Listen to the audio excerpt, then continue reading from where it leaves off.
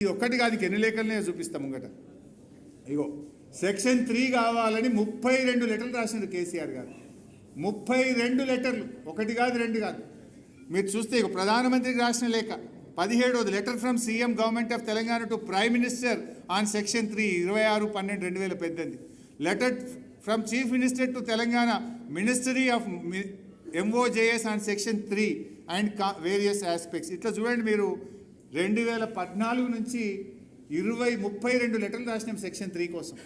32 లెటర్లు రాస్తారు, ఫస్ట్ ఎపెక్స్లో మాట్లాడతారు, సెకండ్ ఎపెక్స్లో మాట్లాడతారు, సుప్రీంకోర్టుకు వెళ్తారు, చివరికి కేంద్రం మెడలు వంచి సెక్షన్ 3 తెస్తేనే కదా ఈరోజు నువ్వు ఈ ట్రిబ్యునల్ ముందు వాదిస్తున్నావు. అసలు అది లేకపోతే మీరు కాంగ్రెస్ రాసిన మరణ శాసనం 299లో ఇవాళ ఆగమైపోదు. దాని నుంచి బయటకు తెచ్చి ఇవాళ కృష్ణలో మనకు ఒక 600 TMCలు రావడానికి ఆనాడు తెలంగాణ రాష్ట్రం తెచ్చి కేసీఆర్ ఎంత మేలు చేసిండో, ఇవాళ సెక్షన్ 3ని సాధించి తెలంగాణకు అంత మేలు చేసిన నాయకుడు మన కేసీఆర్ గారు.